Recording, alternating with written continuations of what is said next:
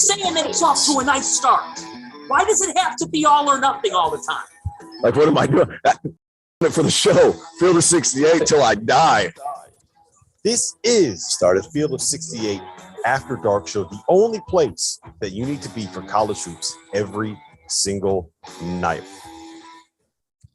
Welcome to the Thursday evening edition of the Field of 68 After Dark here on Sirius XM, Channel 84, the ESPNU station. If you guys can't tell, we are in the world's greatest arena, Madison Square Garden, the court, the Big East tournament. We have T.O. Big East guy for his first ever Big East tournament. My name is Rob Dauster. Of course, I have Terrence Oglesby on my right.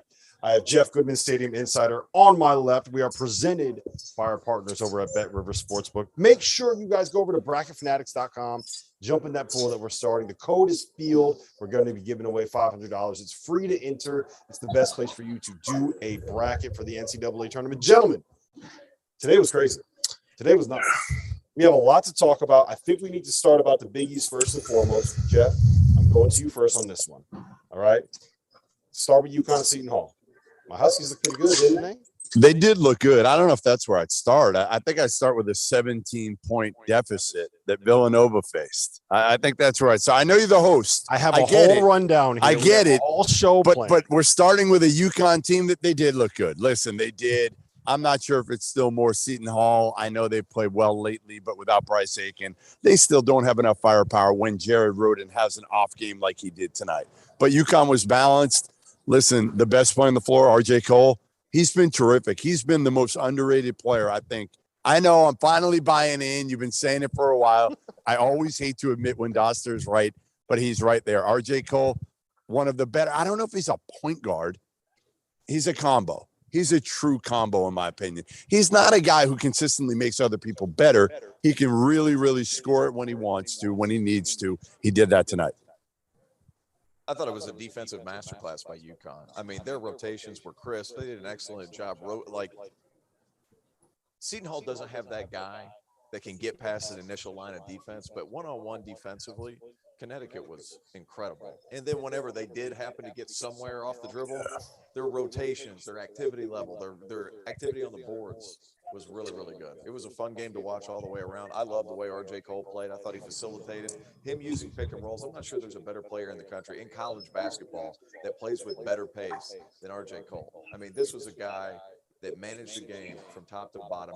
Seton Hall's playing Kaderi Richmond at the 1-6-7. He just manages the entire game. They have guys around him, and they had other guys that played really, really well too. I mean, Tyrese Martin was really, really good tonight. He was really good. We talked about this before, but when he plays the way that he did tonight, he's the heart and soul of that team. He's the engine that makes them run, and the way that they play. Like, when he's at his best, fist pumping to the crowd, doing freestyles like this. Like that's when he's at his best, and that's when UConn is at their best. Listen, they're a team. They don't have that one superstar. They don't. They're not going to overwhelm you necessarily. But like T.O. said, if they can guard and play like Danny Hurley, I think Jim Calhoun being here was probably proud of watching this UConn team tonight because they did play kind of hit.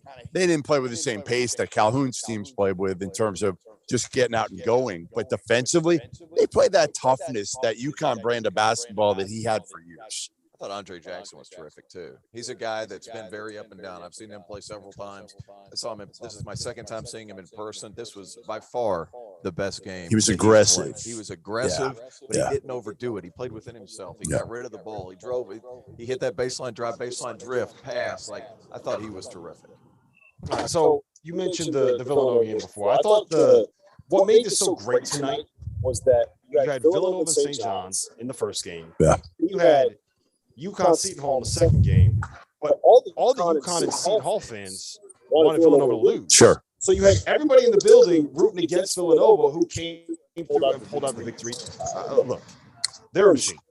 That program, that group, Colin Gillespie, they're a machine. Yeah, I mean, again, even when they were down 17, I looked at you and I was like, they're still going to come. We know they're going to come back. St. John's isn't a team that is known for their I guess, stability for making good decisions consistently. Champagne is terrific, and Posh was great tonight.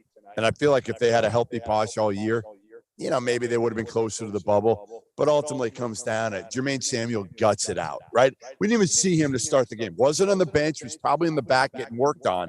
All of a sudden, he walks out on the bench. Right away, he's in the game. He's in the game, played like 27 minutes. And we didn't even know if he was going to play. Jay Wright didn't know if he was going to play. You know, Gillespie was his normal self. Again, Caleb Daniels was good. You know, the one train, they don't go to the portal very often. They went for Caleb Daniels. He was great tonight. But here's the thing. They were great for about 15 minutes, Tio. Like, St. John's did what they normally do in that game. They messed up their offense. It looked like Villanova couldn't get out of second gear. They kept missing shots. Like I think that they missed. They were 4 for 19 from 3 in the first half. They made everything difficult for Villanova for the first 30 minutes, basically. There was a point in the game, though. Posh Alexander defensively was cutting off Colin Gillespie. Everything that Villanova caught in those first 30 minutes, they were going away from the basket. They were putting pressure. They weren't allowing them to get into the paint, try to kick. Like, that's where Villanova thrives. Like, they're not going to run a ton of offense. They're not overly complicated. They play a lot of motion stuff. And I thought Posh Alexander was really, really good. And then on top of that, Champagne, first half, 20 points. He was fun to watch. But there was a point in the second half, Jay Wright called timeout. Villanova's down 16. Not a single. This just speaks to the culture of Villanova. We've alluded to it all season long. Like, not a single person was complaining. They weren't bickering back and forth. It was almost like it's synchronized. They ran back to the. They're a pro team. They're like a pro team in terms of how they conduct. Actually, they're better because pro teams, all they do is complain to the refs. That's right. These guys don't say a word to the refs. They don't say a word to each other. No matter what, you can't tell whether they're up 17 or down 17. If they didn't like a call, they clapped their hands. Yeah, I noticed that. They clapped their hands. Gillespie. Positive. Yeah, yes. Gillespie did it. Yep. Samuels did it. Like, it was so much. It's amazing. It's a master class in culture. It's a master class in guys just maintaining their level of play, no matter how far they're down. And then shots eventually start falling because they just stick to what they do. Sticking to what they do is the perfect way to kind of describe this Villanova group. But the difference is they don't have that game-breaking talent, right? They don't. And look, I love Colin Gillespie as much as any fan could love Colin Gillespie, right? But I mean, the dude is just—he's so solid. And Tio, we were talking about this. He had one possession down there. He's not the most athletic dude. I've never seen him dunk. I'm not convinced that he actually can dunk. But he puts the ball on the floor with pressure on, one dribble, gets to the rim, finds a way to get shit done. And imagine, and like you said, he doesn't have that dude with him. Like Jermaine Samuel's a good college player. Caleb Daniels, I think Justin Moore really needs to do more. I do. I think he's the guy that's capable of going for 20 every single night. He's their potential pro. Yeah, no doubt. No doubt. Roster, I mean, listen, I'm not putting it past Gillespie to make a team. Right, I'm not. I think he makes a team. But ultimately, he needs that guy with him. And Justin Moore needs to be that guy every single night. It's unbelievable when he gets ahead of steam using a pick and roll or something. And he's just so strong physically. There's a couple of possessions. Guys, he's posting up Champagne. Oh, he tried tonight. He's got 7 or 8 inches. And he tried in Providence on Mania. It's unbelievable. I mean, he doesn't care. It doesn't matter who is guarding him. He will try to post him. It doesn't matter. And even if he doesn't score, he's going to be able to spray out. Yeah. That's the big thing. But because he passes all first in the second half, he can keep guys off balance because then he's using his body that last second for these layups. He's such a crafty finisher around the rim. Colin Gillespie, when he gets down there, I don't know how he even gets it up to the rim, but he just finds ways. And that skill set is perfect for what Villanova wants to do. That is perfect for what Villanova wants to do because their whole offense, they don't run plays. It's shocking every time you watch them play in person because they don't run plays. Basically, what they do is they try to get a paint touch, create a closeout. Neither does St. John's, by the way. They don't run plays either. Yeah, but that's a very different way. It's actually. Let's talk about St. John's for a minute because I do want to make this point. Tio, we talked about it a little bit earlier. I think we had this conversation. Hurley's coming in. And no, you're good. Yeah. You're good. We have Dan Hurley coming. But I just want to make a point real quick while it comes here about St. John's. I don't know how you can win pressing like that. I just don't know if that's something that you can necessarily do. So we have Dan Hurley joining us live. Norlander, let Hurley get in here. Come on. Dan, we are. What's going on, man? Just sit down. Sit down and relax. Yeah, we're live. We're live. No profanities. No profanities. Talk to us. Hold the mic up here. We are live right now as we're going right now. So you used enough profanities, I'm sure, earlier tonight. Yeah. You shouldn't have, though. I was on Pat. You were listen. Yes, you some are. things to Pat. I wish I could take back. But that, I mean, Too look, late for that. It was a good Apologize, win. And I do think that it's fair to say this was about as complete as you guys could have been on the defensive end of the floor. Tio and I were talking about it before, like the defensive rotations, the grit. That just, to me, that's what this team, when they're at their best, is what you guys saw tonight. Yeah, I mean, listen, Seton Hall made it really, really hard on us from a defensive standpoint. Those guys are really, really good. I mean, we won't play many teams the rest of the way that have that type of length. You know, with Kadari Richmond and point guard and the big wings and Big Ike and Yetna and Samuels. I mean, that was so we struggled obviously finishing at the rim. You know, maybe our best player had maybe his worst offensive game of the year, or maybe even his worst kind of game of the year that he wasn't in foul trouble in. And we still, you know, really should have won by 16 or 18 because our defense was highest level and we kind of broke their will on the backboard. And when you're plus 13 on the glass and hold the team at 35% shooting from the field, you have to try hard to lose. I do want to quibble with one thing, though. You call Adama Sanogo your best player. I would like to call him the co-best player.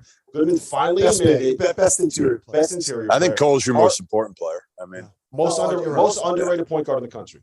I'm going to say most underrated point guard in the country. People don't appreciate how guard. Can I say pull guard. that back too, just because I don't want RJ's mom Javicia, going at me on UConn Twitter. So yeah, listen. Adama's a special player. Jabbar list top 5, first team all conference. I mean, dominant player. But yeah, I mean RJ, RJ Tyrese on the perimeter. When you're outstanding at point guard, center, and on the wing.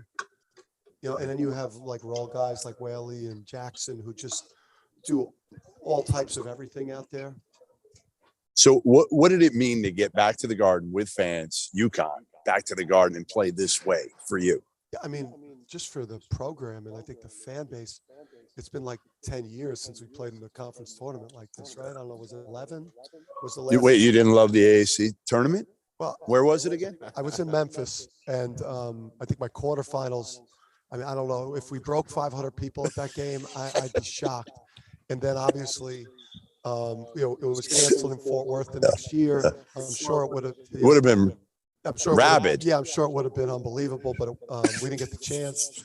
And then last year there was nobody in here. Right. So I mean, listen, there's no. Yeah, it had to be awesome. I mean, it was awesome for us. There's no conference tournament like this. I mean, some great conferences around the country, but nothing compares to this.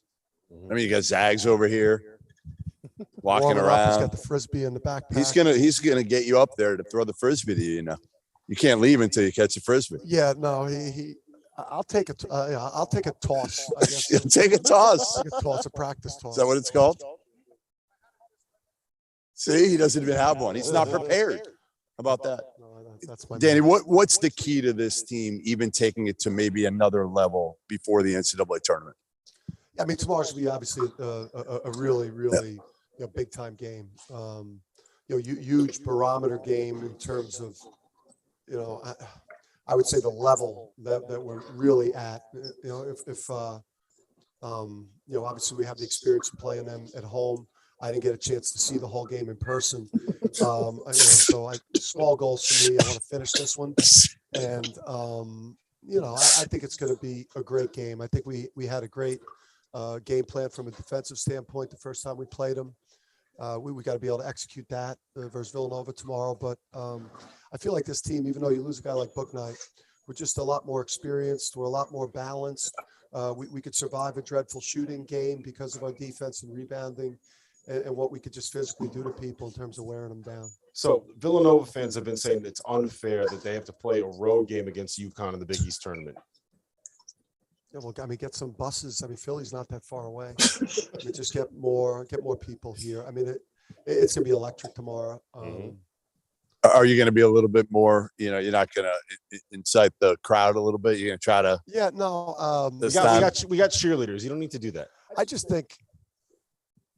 Listen, I've created this narrative for myself. You think? I've been my own worst enemy at times. But if you do look at a majority of my games this year, I have not been as maniacal as I'm portrayed.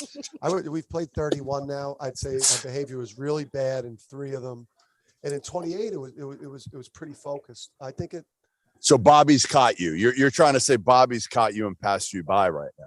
I think Bob's got a hell of a lead right now on me.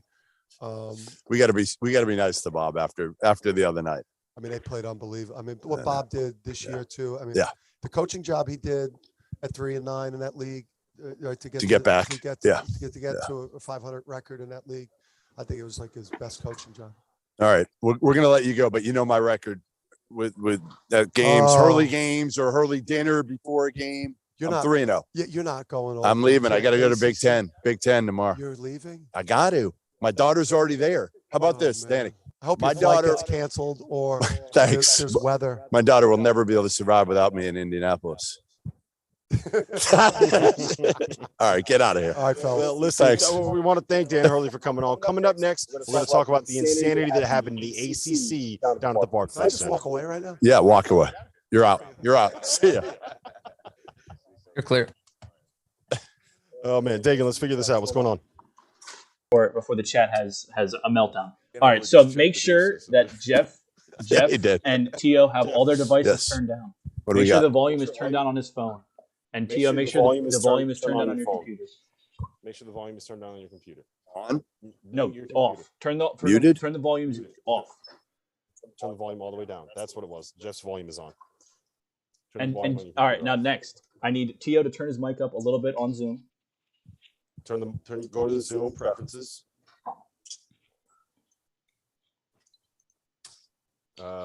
Zoom. Go to preferences. Zoom.us. Chat, you guys are getting the real behind the scenes look here. Yeah. Preferences. 1 minute. Go to audio. Turn the mic volume, input volume down. Turn the volume all the way up. Does the slider work? That was the problem earlier. All right, we're good to go. That's better. All right, now everybody give me a 10 count. Tio, start. 1, 2, 3, 4, 5, 6, 7, 8, 9, 10. Or 30 Rob, seconds. Tio, go.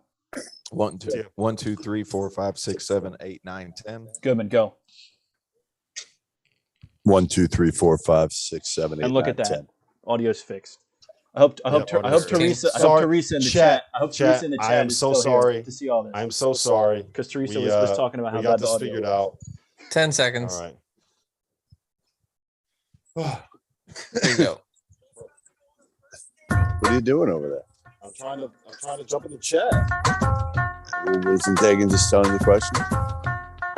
And we are back. This is the Field of 68 After Dark. We got to talk about what happened in the ACC today. As you can see, we are live in Madison Square Garden, the world's greatest arena for the world's greatest basketball tournament, the Big East Tournament. T.O.'s first Big East Tournament. He's a confirmed Big East guy now that he's been to the Big East Tournament. Guys, By the way, Jeff- electric.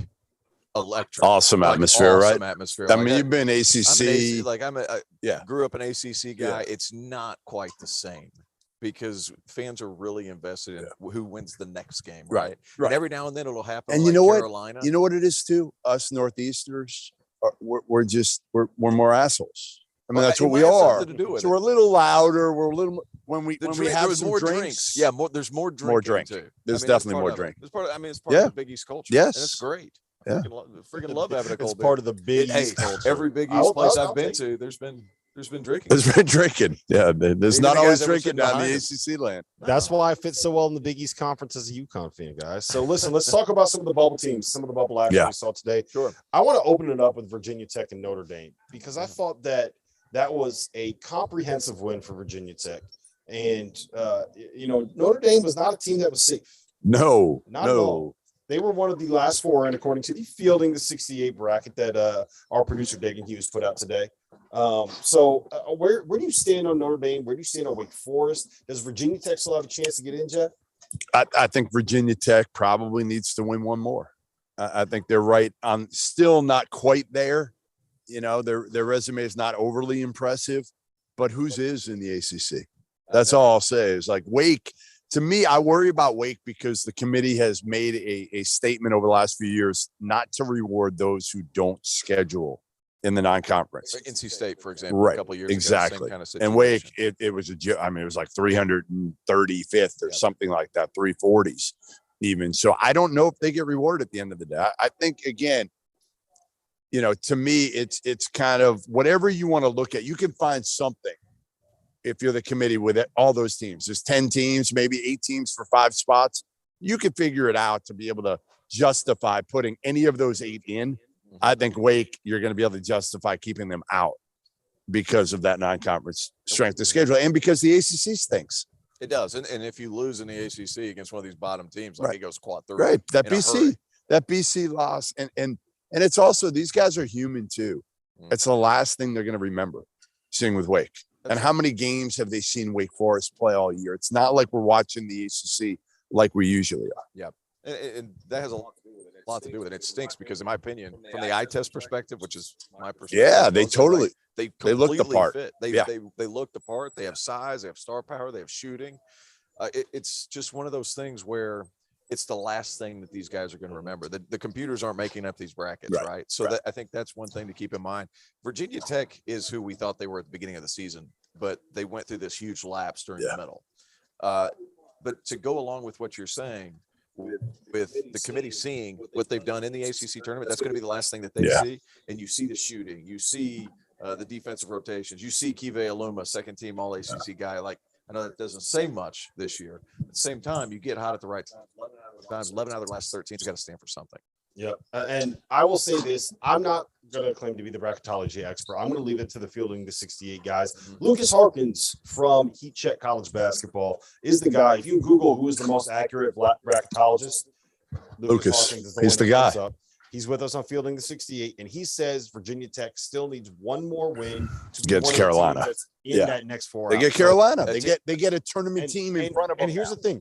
Who's playing better than Carolina? Right. Now? That's what I'm saying. Is that win? How much did they beat Virginia by today? Was it 600? Oh my God. Was it 650? They held them like 10 points. It was 40-13 when I looked at the score. So and Carolina has dominated them when they played because Carolina has athletic guards. Right. Storm Murphy and some of those guards have struggled. Can't guard them. Super, even offensively, they can't get into their offense because I mean, if you just go past Caleb Love, you're going to have some success. Storm Murphy's up there trying to play around with it, get him in offense. It's a bad combination, a bad matchup. Yeah, I don't know how Mike Young's going to pull that one off, but if he does, I think they're in good. I think they're a first 4 team. How's that? If they win that game, I like that. So let's move to the Big Ten. The Indiana Hoosiers. Who's Indiana Hoosiers? The current favorite team Jeff of young Goodman's. Talia Goodman. Not Jeff. We're not giving Jeff Indiana. When I make my first payment, then it becomes my Indiana Hoosiers. You say, well, listen, your Indiana Hoosiers, the Goodman family. That's Indiana right. Hoosiers. By the way, if you want to know how much of a sicko the Goodman family is, Talia jumped on a flight to go to the game tomorrow. She's flying back out tomorrow afternoon. No, even better. The first game ends, Indiana.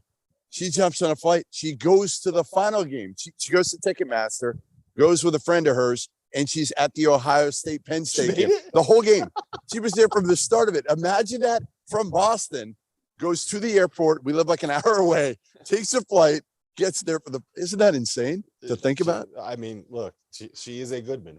She is a Goodman. So let me ask you this. Yeah. Did her Indiana Hoosiers make the NCAA? Yes. Yes. And I said this before, and not as a homer bias. Here he I'm goes with really the not conspiracies. biased. Here he goes with the conspiracies. I'm really not. I mean, listen, if you guys know as much as anybody, I was very concerned about the hire of Mike Woodson.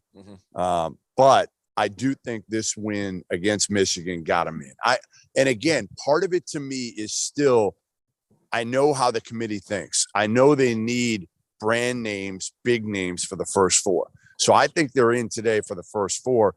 And again, like they're playing with house money, obviously.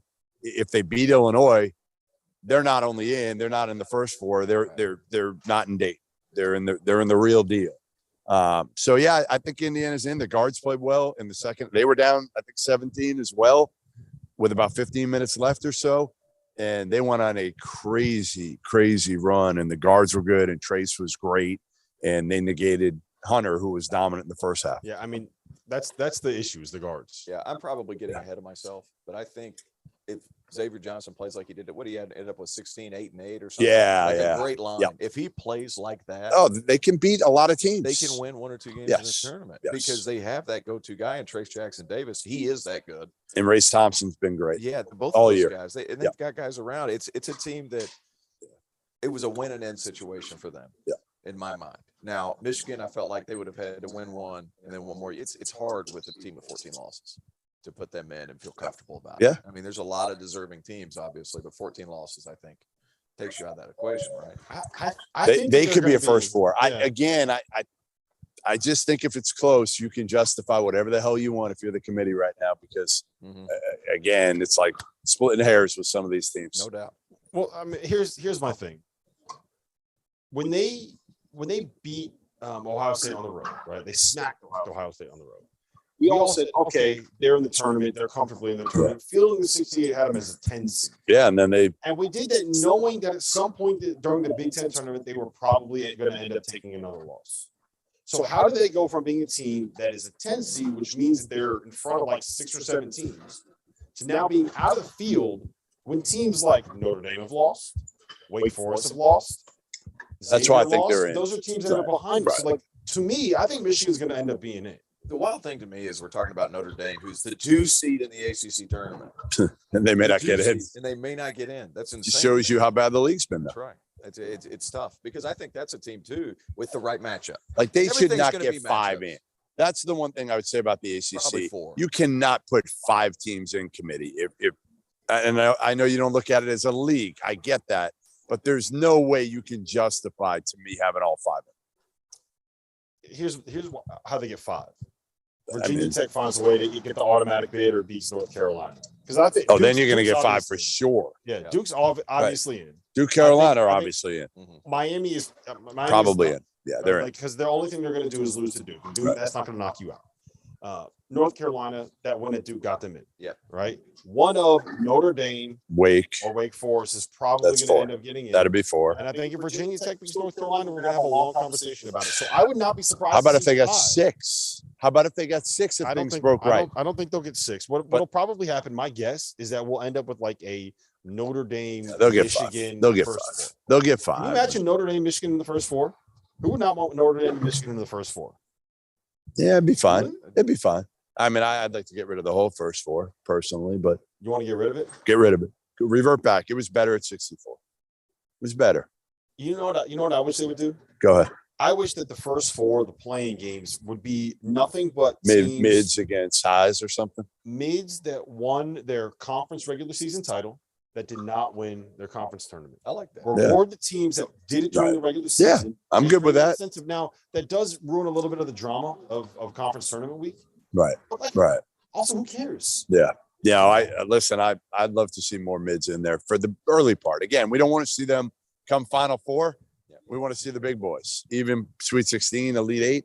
But like the first and second round, that's when you want the upsets. And look, at the end of the day, these playing games they're just creating more inventory and giving us something on a Tuesday night. So even if we didn't have like a set number, and you just said like you get this number of at-large bids, you have this number of automatic bids, and then everybody that is won their conference regular season title that did not get a bid to the tournament, you can play your way into these X number of spots or something like that. I don't know. I have to workshop this idea. I'm coming up with it off the top of my head. But Well, I do think who that would benefit would be like leagues with like 2 really good teams and a bunch of like okay teams. Right. Like the SoCon with UT Chattanooga and Furman, and then there's a significant step down, and then everybody else.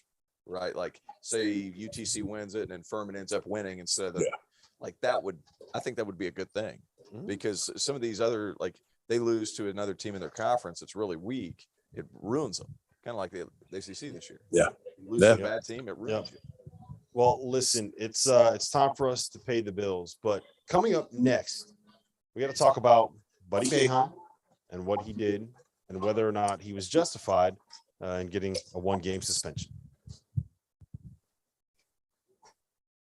You're clear. All right. Do we have any questions in the chat? Yes, we finally have some questions and not people complaining about the audio. Let me go back and find them. I'm sorry, chat. I love every one of you guys in the chat. I will say, I know the problem. It's Goodman's mic. Goodman's mic picks everything up. no matter what. So is that? It's okay. I mean, we're just going to deal with it. And if people don't want to listen to it, then don't listen to it. It'll be fine for tomorrow. Goodman has it for people that are wondering. Goodman does not have a USB plug on his laptop, so we had to buy a new mic from the store today to plug into his phone instead of going through his. But laptop. I won't be here tomorrow. So He won't be here tomorrow. We're kicking him out. I'm There gone. you go. 1 minute. He's gone. He's done for. All right, here's a question. Does Baylor drop to a 2 seed after today's Which loss? I hope you all love me because Hold on, he's asking a question. Yeah, Baylor. let's go. Baylor could drop to a 2 seed.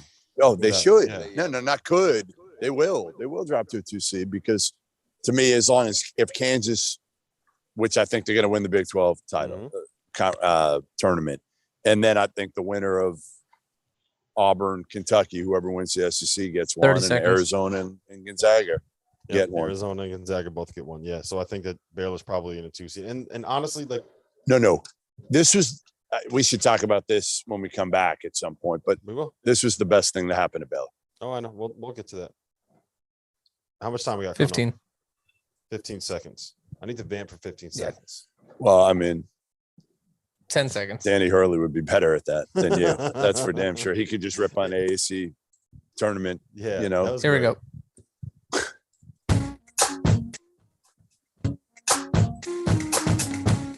It is the Field of 68 after dark. We are live in Madison Square Garden. Rob Dauster here with Stadium Insider Jeff Goodman and my podcast partner, T.O. Terrence Oglesby, the pride of Clemson, South Carolina. Guys, Buddy Boeheim, his career is more or less over, and it was a result of him throwing the punch and getting a suspension, Jeff. He seemed quite remorseful when he talked about it today. I feel bad for the kid. Yeah. But he did the one thing you can't do. Yeah, I mean, he said it. I was texting with him earlier today, and he said, listen, it's a mistake that's probably going to follow me. And I said, I don't think it'll follow you long term. Everybody knows your reputation as a kid. I mean, I'm telling you, like, you know, listen, I say it about a bunch of kids. I will say this about a bunch of kids that I've known over the years. Great kid, Robbie Hummel, George Niang, some of these guys, right? I will put Buddy Boeheim above all of them. He is that nice, sweet of a kid. He made a mistake. He screwed up. No doubt about it. He should have been suspended for today's game. He was. You can't judge somebody on one mistake. T.O. knows that as well as anybody. Yeah, I was going to bring that up and say I had my last game in my collegiate career in an ejection for an elbow. And while he says, yeah, it does follow you, and people are going to ask him. Like, people still ask me, like, what were you thinking? Yeah. But it's part of it. But people remember the other things. And with Buddy Boeheim, it'd be wrong to judge him on this. One, because he had a fantastic career at Syracuse. Yeah. Not a good career, a great career at Syracuse. And you do realize get better. And the backstory to that is, like, nobody, including his father, thought he was good enough to play at Syracuse until his junior summer at the Peach Jam. Worked his butt off. Yes. People are going to ask for the next couple of weeks, man, what were you thinking? Yeah. But it's going to get passed, but you can't judge that kid on that. And that's kind of the hard thing about it. Did he deserve to be suspended? Absolutely. It's part of it. But what goes through your head? I want to know from you, because you were there and you did something that was out of character for you. What went through your head? I don't know about out of character. T.O. threw an elbow over here when I tried to get up and get a cup of coffee. And he's trying to get that Charleston chew. Yeah, I was trying to get that Charleston chew. Now, it's such a split-second thing. Like, because whenever the guy came behind him and hit him, and he was just boxing him out, the first thing he thinks was, man, that was dirty, because he didn't see it coming. Right. And whenever I was playing, who's our guy that does the mission, Go Blue? Stu Douglas. Stu. Yeah. I elbowed Stu, and Stu grabbed me first, but he was just playing defense. I was trying to swim through. I was like, but I'm going to get him on the way. You don't really think about it. You just do it. Right. And you're remorseful immediately. I was shocked that I got through out, quite frankly. But when you go back and you slow everything down on replay, it looks a lot worse. But going forward, like, the worst thing you feel is you let your teammates down. That's the hardest part. I'm sure he does today. You know, they fought Duke. And they did. And they had 3 guys play really, really well for him. And they were close. Yeah. But it's too bad. It won't follow him. I think his reputation precedes him. Yeah. It's not going to. No. Because he's not going to. I mean, look, I'll call it like it is. Yeah. He's not going to be relevant enough for this to follow him. Probably not. He'll probably play a bunch of years overseas, maybe get a cup of coffee in the NBA. But I mean, he was the most relevant he's ever going to be at Syracuse. It sucks the season ended this way, but you know, sometimes you got to do what you got to do. I mentioned it earlier, guys, but we are running a Field of 68 pool over at bracketfanatics.com, the best website to host an NCAA tournament pool for you and your friends, providing a bracket experience unlike any other. Bracket Fanatics, Theo, is similar to Yahoo and ESPN. You invite friends, you make picks, you watch those picks go up in flames. What makes Bracket Fanatics different is that they eliminate the hardest part of running a pool, the payouts. Everyone that joins your pool must pay an entry on the site. Once the NCAA tournament ends, Bracket Fanatics handles the payouts for you based on whatever parameters you set. You don't have to worry about chasing down Jeff Goodman over here to make sure he paid his buy-in. No, I'm not going to pay. Like paying his buy-in. Not to you. And you can make side bets all tournament long because who doesn't like a side bet on a bracket? Your bracket may be busted, but you can make all that money back once Goodman gets a little bit cocky because he got 30 picks right in the first round. So head over to bracketfanatics.com and join the Field 68 bracket group. It's free to enter. Make sure you host your poll on Bracket Fanatics for the absolute best March Madness experience. The links are in the description below. You can use the promo code FIELD when you get there. You mentioned a little bit earlier, Baylor. The best thing that could have happened to them was losing. Yeah. Why? Yeah, I was talking to Scott Drew about this the other night, and he just kind of listened. He didn't really weigh in, but I said, listen, you guys are banged up. LJ Cryer didn't play tonight. He wasn't going to play in the Big 12 tournament. He was not going to play in the Big 12 tournament. Adam Flagler, not healthy. Kendall Brown hurt his leg today, limped off, and came back on. The best thing for this Baylor team, who cares whether you're a 1 or a 2 seed? Go in healthy, right? Go in. If there's anything they realized a year ago, they were healthy, right? They're not going to get Everyday John back. We know that. Maybe they get LJ Cryer back in another week or so. Let's see. But you get everybody else hopefully at 100%. And maybe you get Cryer back at 85, 90%. You have to have at least 2 of those lead guards. Your 1 and your 2. They hit it for them to. Well, you can't go in with Dale Bonner playing 25 minutes a game. No, he's going to be playing 25 minutes a game regardless. He's the 7th man right now. He won't be if they get Cryer back. Then he's your 8th man. You play a 7-man rotation. I'm just not convinced. He might be back, but Cryer's not going to be the guy that he was before this. He hasn't done anything. No, I just can't see Baylor going to the Final Four now. No. Like if Cryer was healthy, even with when I was there for the game when Everyday John went down, I just can't say his full name, so I always call him Everyday John. Yeah, I always screw it up, so I'm not going to do it. I won't butcher it as badly as Davion Mitchell did in our interview, which we should play over and over. But yeah, I mean, unless they have LJ Cryer back to what he was or close to what he was, I just don't think they can win 4 straight. It's going to be tough. I mean, I think Jem Wachachua just meant so much to this team defensively. Yeah, I did. Sure. That I knocked that out. I nailed that like a split hog. The 2 of you to get a name right and me not be able to say it is terrible, by the way. It makes me feel so You're welcome, small. Baylor. No, I thought he meant so much defensively to this team. He's their lead communicator, their guy that's on the bench. He's their culture piece. I think that's a huge part of it. But Baylor, you got to have those guards play well, and you got to have them healthy. Flagler's tremendously important. Kenjo has been up and down all season but quite frankly, I don't know that it's his fault. He's been hurt too. He's been hurt. He's been relied on probably too much. Yeah. He's having to pound the air out of the ball. And he doesn't know who the hell he's playing with game to game. That's right. So I see it. I find it very hard to see Baylor, when they could win 2 games. They're a second weekend team. I think they could be knocked off, though. They could be knocked off in that second round. If you were to tell me that they had their 8 guys and they were at 100%, I would say that they're right there with Gonzaga as the best team in college basketball again. Yeah, but the bottom line is this: they are not going to be healthy, and it is what it is. Speaking of not going to be healthy, your boy Kirk Reesa sprained his ankle, went off in a wheelchair. Are you upset? He went off in a wheelchair? Are you going to go off in a wheelchair? No, I'm not going to be all right. Are you I'm not going to be all right. I'm going to Vegas Saturday, and if I can't see Kerr and put on my headband, look, what am I going to do? I need a picture of you playing. You might be able to take him out in Vegas. I need a picture of you pushing him around in the wheelchair with a headband on. You guys both. I promise you, if Arizona's still there and he's in a wheelchair, I will get a picture of me pushing the wheelchair. Promise you. He means a lot for that team. I mean, his consistency's been an issue. I mean, he's about as emotional player as there is in college basketball, which makes him so fun to watch. Yes.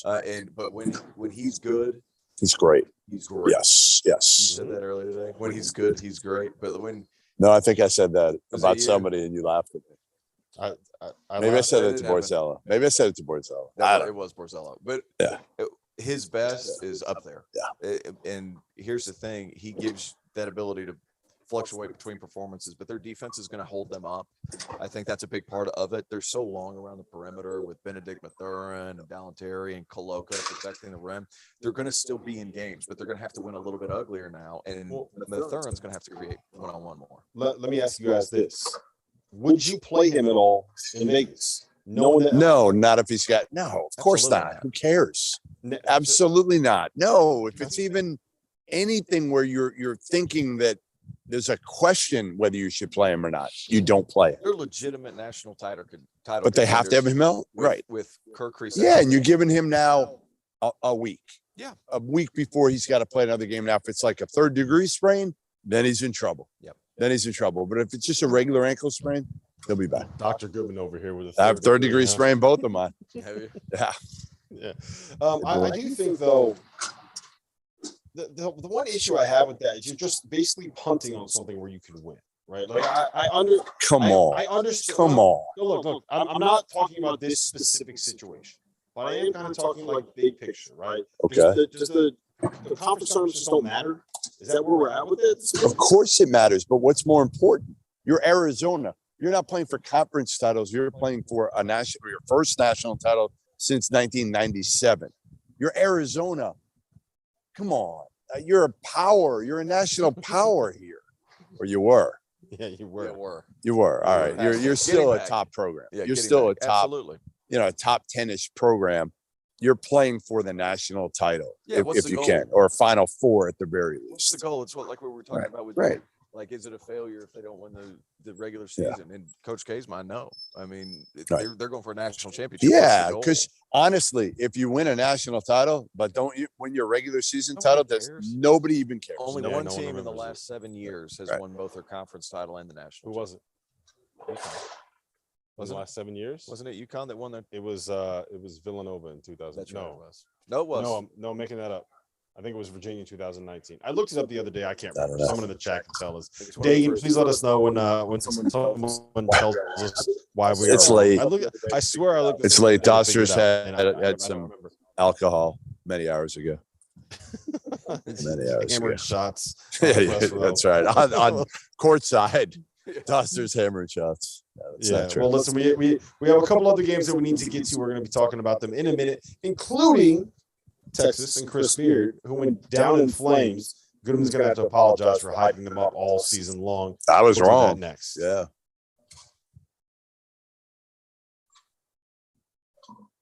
You're clear. All right, Dagan, what do we got? I have the answer. I have the answer to your question. Nova 2017 from Joey Steffen. Nova didn't win the national title in 2017. Oh, that's true. I have. North Carolina won the national. That's true. Joey Steffen out here. Yeah, I don't know. But let's just move on. Bensky Brown said, if you guys can play knockout. I'm assuming that answer is no, but I'll ask anyway. Yeah. Wait, what was the question? He wants to know if you guys can play knockout. Oh, yeah, they want us to play knockout, guys. I'll play if we can find a ball. I'll knock T.O. out. Oh, God. We need to have a field of 68 shooting contest because I'm sick of the slander that everybody's saying that I can. 1 minute. Well, I just want to see T.O. just absolutely obliterate you. I'm also being corrected. That's a good part about it. T.O.'s like 18 months removed from playing professional basketball. Okay? Yeah, he might be a little bit of a better shooter than I think I know who. And he's in a lot better shape than you anyway. It was 2018 for Villanova, Rob. 2018 for Villanova. When you kick my ass for 18 months.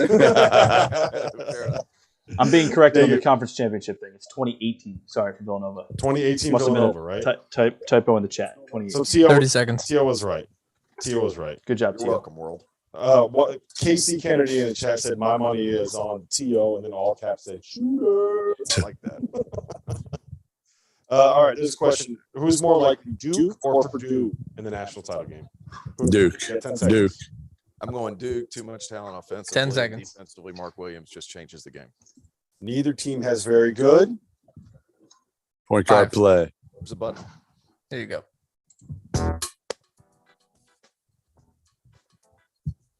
This is the Field of 68 After Dark. My name is Rob Dauster. I have Jeff Goodman from Stadium and Terrence Oglesby, the Clemson legend, the Rifleman, here with me. The Rifleman. The Rifleman. Oh, I like How that. about Brando? Randall called the game winner against Maryland. Oh, he did. He screamed the rifleman, and now like people will call rifleman South Carolina. We walked by I Tim just Randall. told me you don't do what the other rifleman did. Okay. Moving on. Change Moving the on. We subject. are live. We are live in Madison Square Garden right now. We've talked a lot about a lot of the games that have happened today. The first one that we need to talk about now: TCU knocks off Texas. They outscored them by 23 points in the second half. They're down by as many as 20 points in the second half. And like I said, TCU, What did you say? TCU's the sleeper to win the Big 12. You could have gotten them for 17-1 at Bet Rivers. If you guys would have listened to me, you'd be in a great spot right now. They played Kansas twice last week. They beat Kansas once last week. They almost beat them at Farnell Fieldhouse. All right, can I take the floor on Texas now? Can I take the floor on Texas? Tio, how do you feel about Texas? Are you done loading? Let me take the floor on Texas. Texas stinks. Texas stinks. I overrated them. These guys are a bunch of guys who came from losing programs, and That's a honestly, huge part. they've completely underachieved. So Texas Longhorns, honestly, I've written you off. I've completely written you off. I still think Chris Beard is a hell of a coach, but this year, yeah, you're done. You're done. So how much of that falls on Beard? I mean, some of it, but again, it is a new program with a ton of new players. He's done it before with new players, but he's at least not a Little Rock.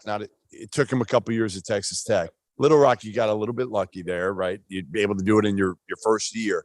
Usually, you got that many new players. It's going to take a couple years to establish the culture. You know, again, I overrated him. I did. I overrated him. I did it because of Beard, but you know, these guys, you know, they're missing athleticism up front, and really overall athleticism.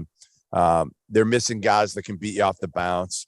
But honestly, what they're missing is this. They're missing a lot of this. They have a bunch of empty stats guys. Yeah. I would Yeah. consider Trey Mitchell to be that. I would consider, Well, he's long gone. Well, yeah, Tony he- Bergeron I took mean, him they and signed him and the whole I don't know yeah, that old yeah, nonsense. yeah. But Marcus Carr, empty stats guy, he's Yeah. always been a high level scorer. It's just when has he ever won? I think that's Yeah. the biggest part with the whole thing. And Beard said it today in his press conference. He went after his players in the Yeah. press conference. They feel like they know more. Well, that guy's been winning. Yeah. And Yeah. It's Right. it's That guy's been to a lot of tournaments in a national title game. That's What right. what have you guys done? That's What- exactly right. Marcus Carr, where have you gone? Timmy Allen, where have you gone? The guys at Texas, the holdovers, the last thing we remember from you is you got your ass kicked by Abilene Christian. A lot to be said there. A lot to be said there. And it's a team that had enough talent, but Oh yeah.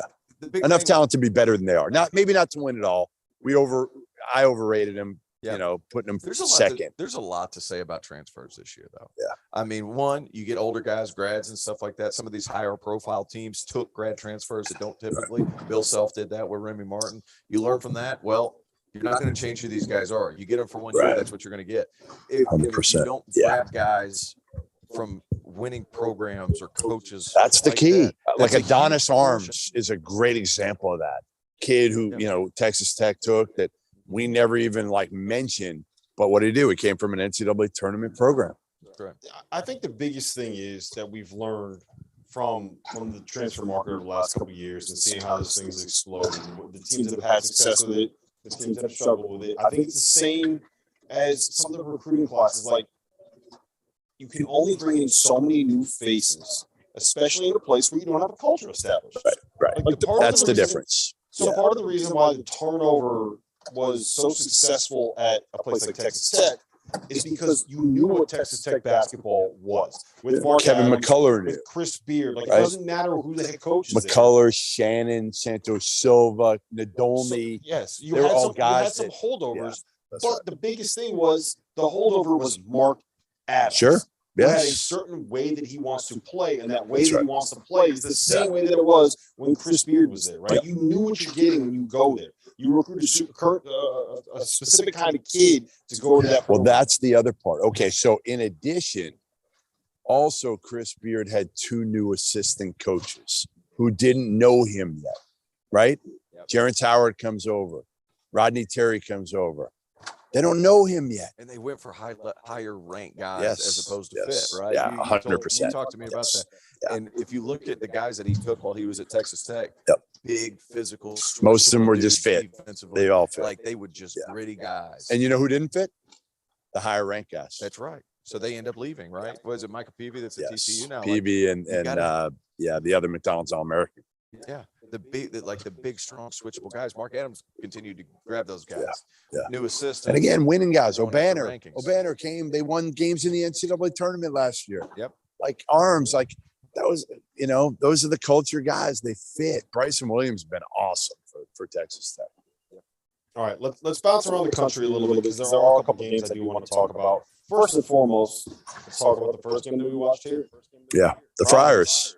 The lucky Friars. They did it again, man. They did Listen, it again. They are lucky, man. They won. It's so funny. Like, it's so funny just how easy it is to kind of keep building on this narrative. Right? Yeah. They don't win that game. If Al Durham, who hasn't hit 3 since January, doesn't hit that game with a 3 in the corner. Yeah. And it's like, it's so funny how they keep doing this. But it's T.O. I don't know how many different ways we can say this. Like, there's just something about them to always find a way to win. Is this confidence in the moment? Is this Ed Cooley coaching them and putting them in a position to win? Is it just like these dudes? It's all of it. It's all of it. And you know what the crazy part is? Look at the guys on the roster that transferred in. Jared Biden came from St. Joe's. Yep. Al Durham came from Indiana. These guys are coming from powerhouse winning programs. The whole team, other than like AJ Reeves, is transfers. Yeah. The whole team. Yeah. Not all of them this year, but like everybody. Ed Croswell's played a huge role for them this year. But you see the puzzle piece. And you know where he came from? LaSalle, right? LaSalle ain't won very many games. I mean, Jared Bynum was run off of St. Joe's. Run off. Puzzle pieces. Guys, Amazing. But once you have that belief, T.O., okay. So once you have that belief, and I don't know how much you had at Clemson, maybe you had it overseas, how much of that just carries over where you know you can win close games?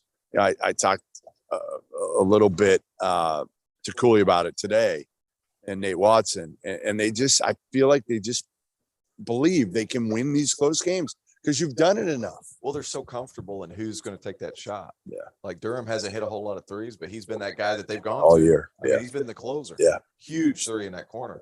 And I feel like I've said this a million times about Providence, but the pieces just fit so perfect. Who's their bona fide pro? Who is it? No, they don't have one. They don't have one. That's right. But the pieces have to fit perfectly. And they know where they're going at the end of the game. They know who's going to carry them when they're in the shoes. Like they're going to go to Boeheim. They're going to run some high ball screen action. Nate Watson was terrific. He's only got one hand. Right. I'm not sure that left hand is actually a hand. It might be a wooden hand because He's never got one uses hand. it. He never uses it. And he figures out ways to score. He's got one hand. He's got no range. He can't really rebound the ball that well. He basically does one thing. He gets the ball and he just says, I'm bigger and stronger. Right. I'm going to go score. I'm going to go right and at he it. does it. Al Durham is a guy that can't really shoot, can't really go right. But he makes them. Finds a way to get into the lane, get fouled whenever he needs it, right? Like Noah Horkler looks like a baby giraffe when he's running on the floor. Looks like he's going to fall over. Looks like he's going to get snapped in half. And he's out here and he's making big threes. They don't win if he doesn't hit those 2 threes in the corner. Yeah. And it's He just looks like Shaggy on Scooby Doo. he kind of does. Like I honestly, like tell me if this is crazy. I honestly think that this is just something where they've almost been brainwashed to believe that no matter what happens, they're going to win. So It's a huge part of winning. Yeah, it is. Like just a simple belief, and to make sure that you're calm enough at the end of the game, Right. To win. be able to do it.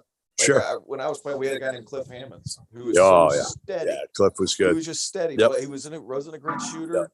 He wasn't overly skilled, but you knew what you were going to get all the time. And they have that with 3, 4, 5 guys. Yeah.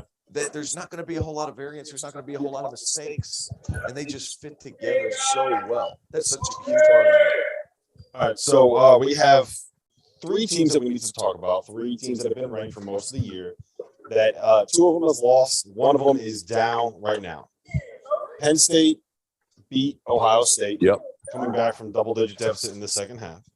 Alabama blew a second-half lead and lost to Vanderbilt in the first round of the SEC tournament. Big Stackhouse. And Washington right now is up on USC. Well, actually, USC just made a run, so that's fine in the second half. So let's talk Ohio State, Alabama. You got to pick one of them. Make the second weekend. Why? Who would I'll take Ohio State. I just trust they're a little bit more consistent. And, again, E.J. Liddell and Malachi Branham were both good today. It's the others. They just don't have enough of them. They don't have a big wing. They don't have a point guard. You know, if they had Justice Suing, I think things would be different, but they haven't had them all year. Alabama, I just have no faith in. I have no faith. They don't guard. Depends. They don't guard. They're just they're not disciplined on either end, and their talent level is good. But you know, listen again. Herb Jones was everything to Nate Oates. If Nate Oates doesn't inherit Herb Jones, he's not revered in Tuscaloosa at all. They don't have the year they had last year, and who knows? Honestly, Herb Jones was like a big part of that culture. They don't have that right now. Ohio State, again, they got a 1-2 punch that's still damn good. That's capable. Like those two are capable for going for 50, 55 points in a game. They just need something else, you know, Justin Aaron, somebody else to kind of contribute. You know what my issue is? I don't think either of those teams guard T.O. My only counter to what you're saying is Bama's guard play. I mean, when they're good, they're Sure. They can be great that first game. in pace. In pace of play, like I think in the enforce their second will on game, you. you're right. Like they could be dangerous in the turnaround game for a team to have to prepare for them on one day. Yep. But I think you get some time to prepare for them. I just don't trust them. You take I'm away done. the advanced pass, Yeah, you I'm don't let them done. move I'm it just quick. I'm just a disciplined team is going to be able to beat them. Unless again JD Davison's making his, 4 for 6 from 3, something like that, and Quinterly's on.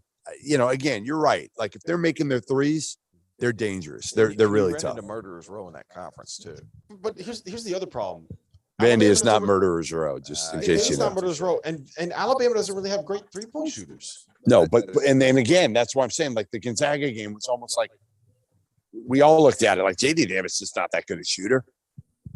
I guess my issue is that what made them great they're basically the same offensively this year that they were last year. Right, they just There's can't really not guard. that much difference. Yeah, they don't guard. Last year they were the third Right, defense, right. third best Yes, defense. yes. Herb Jones. Herb Thank Jones, you. but you know what? It wasn't just Herb Jones. But he rubbed John- off on everybody but else. Herb Jones made them switchable because they could play the point. Yeah. John Petty was Tom a Petty was a lockdown lockdown defender, defender too. And those two dudes are old. You replace them with two Young Young guys. guys, Yeah. guys, Yeah. guys that keep them Like, like what's JD Davidson going to do defensively defensively right now? Is an 18, 19. Yeah. He's not very good. And Jellyfan JQ is not out there to play defense. No. Jones was a big problem too because teams would have to cross match. Like whenever he was out there offensively, they were having to adjust their game plan in order to have somebody big enough to guard it. Right. Like that was a big part of it too. They don't have that ball. And to No. take the ball out Ball of out Quinterly's of hands, hands, right? right? Like JD Like Davis can, can, but he's but he's young. No. Yeah. He's gonna hold you up in certain Well, spots. Listen, guys, we're signing off on series here in about 45 seconds. Really quick. What game are you looking forward to the most tomorrow? What am I looking forward to the most? ACC guy, Virginia. Come on. Virginia. What are you looking forward to the most? Really? The answer's easy. It's you're saying UConn, Villanova, Madison Square Garden, coming back tomorrow night. We are going to be Illinois, live Indiana. live here. Illinois, Get Indiana. out of here. Coming back. I'll be there. We're going to be here tomorrow night live once again at midnight on Sirius XM channel 84, the ESPN station. Live streaming on YouTube. Hit that like button. Hit that subscribe button. For Terrence Oglesby. For Jeff For Goodman. Jeff Goodman. My name is Rob My name is Rob Dawson. Dawson. The The field field of of 68 after dark. And you're clear. We are clear. Chat, What's going on? There's a lot going on. Dagan, What do we got going We on? have some We have some questions questions in in the the chat. chat. Yeah, we have some. We got some talking here about Ohio State. Obviously, we're just talking about them. Let me go back and look. I had one actually. This is a good one. It was from. Let me see if I can remember who it was from. Hold on. I said the Big 12 was overrated. From Good Jeffman. Is the Big 12 overrated? I don't think it's overrated. I think These Baylor's two are talking banged about up. These two are just Good- talking we had a about it. question. Yeah, we had a question from Good Jeffman. Good Jeffman wants to know who has the best snacks on Media Row. Ooh, this is a good one. What do we got? Who has the best snacks on press row? Best media snacks. The Garden was. It's not Providence. It's not Providence. I went after Providence's new AD and told them they got to upgrade their stuff at Providence. You were there. Yeah, They got some punch. They got no food. There's too much Right. good food. Go to lots Federal away. Hill. Yeah, it's Bring right in down some the road. Italian. What are we Let's doing? do this. I'll keep I that said in I'll the even, building. Eddie should put some of his new. He's going to get paid. We know that, Eddie. Step it up. Get some food in there and at the dunk. Food. I don't know if you guys went over there. Had chicken piccata yesterday. ACC. So ACC is one of the better ones. You know what's really good? Florida, Gainesville. Awesome pulled pork. Yeah, they've had some good stuff there. I will say this: the cookies at Madison Square Garden are elite. Really? Elite? Elite. I'm a cookie like no, like Yes. I'm a like I can rank cookies. They were not elite. I don't know what you're looking at. What cookies were you eating? They were good. They weren't like elite. Well, They were good. Which cookies did you get? One of everything. I had like 30 cookies. No, there were only a few different kinds. I think I had 4 cookies. Yeah. And I'm still hungry. I definitely had more than More than 4? How many cookies did you have? I think probably like 6. I don't You know. did? I can't, every time I go back there, I'm like, Yes. one's not going to do it. I'll grab 3. All right, we got a question from Dawson Renis. Dustin Garcia? From Dawson Garcia. What do you think Texas Tech's ceiling is right now? I hope the hell they can get to the Final Four. I just want to see their fans there. My God. If they make it, I'm telling you, we will party with those fans at Texas Tech. From Lubbock Yes, to New Orleans. yes. I don't know if they can get there. But again, Shannon looked better tonight. We'll have McCullers getting 200 healthier. We'll have 250,000 Red Raiders coming by horse. No, it'll be awesome. It'll be that'd awesome. Great. Yeah. Chat, just so you guys know, we have a technical issue with the mics. Goodman is using a mic that we went and bought today. It is not a great mic. It's picking up everything that is around in the sound, which is why you're hearing me talk through my mic and talk through his mic. That's why there's an echo. It will not be here tomorrow. We're going to be able to have a better mic for you tomorrow. I am sorry. Please forgive me. Hit that like button if you'll forgive me. Hey, if you hit us enough likes, we might be able to get good mics. There you go. All right. So Dawson Garcia said he wants to party with Goodman. All right. You're in. You Get don't down want to to New Orleans. You don't want to party with Goodman. You don't want to party with me. Yeah. It's not that awesome. He's on his phone the whole time. That's bullshit. What? Listen, Dauster's never come to Vegas. Every year in Vegas, well, before last year, we got some good Vegas stories, but Dauster's too scared to come to Vegas. It's not called being scared. You've never come to Vegas. Yeah, you're I'm not even gonna say the word. KYS, coach. Know your scout. Yeah, know your scout. Get tough. I know my scouting Get report. tough. I know my scouting report. Whatever. Ask anybody about Hakkasan. It's pretty awesome. It's elite. Elite. The chat is worried about your posture right now. Because I got the computer here. I can sit back. I've been sitting at games since we get to. How's that? Better? 30, yeah. Is that better? It's amazing how tired you can get sitting in the gym for 15 hours. I was telling somebody today. I had no room for my legs in there. Yeah, there's not a whole lot of room. And then I called 4 games in a row at the SoCon. And then Still on. Dauster's holding me hostage. I was calling 4 games, had plenty of energy, but sitting here watching games. I know, because you're eating crap. Yeah, that's a big part of it. Although you didn't touch the Charleston Chew. I haven't touched it. Alan Carter said, is Goodman sitting in a damn kiddie chair? No, Goodman is like 6'5". I'm not 6'5". He is a huge, enormous human being. I'm That's why he definitely looks not so that. goofy in I'm these little definitely not chairs. that. He's college basketball 6'7". All right. We had a question from Ken Palm is a fraud. Must be a Providence question. Yeah. Or He Wisconsin. wants to know, you guys we're at the They're going to drop Big 10 East spots tonight, by the way. He wants to know Okay, what you Bob. think your Big East Finals matchup is and who your champ is. I will go with a Providence. I might go with UConn. They got the home court advantage here. They're playing better. Villanova just didn't look good tonight. They did not look good for most of the game. And again, you try that against UConn and turn it on, that's not going to work. UConn plays tough. Villanova just didn't make shots, though. They didn't make shots early that they generally make. UConn on the board. Yeah, I mean, Dixon was in foul trouble early. He wasn't on the court for a bunch. He's going to have to stay out of foul trouble against UConn. Mm-hmm. So I might go UConn, Providence, UConn. I will tell you this. if there is a Providence UConn Big East title game in this building this year, Oh, the top is going to blow off. I'm going to be so upset I won't be It's there. going to be. It's good. That might be the best. But I'll be in That Vegas. might, yeah, I'll be all right. better. That might be the. I think that the two dream matchups coming up this week. One, Kentucky Auburn. And the SEC tournament for a number 1 seed. Yep. Yep. For number 1 seed. Yep. 2, Providence UConn in this building. Yeah. On Saturday night. Yeah, I would probably, just because Villanova just didn't have that pop today. Nope.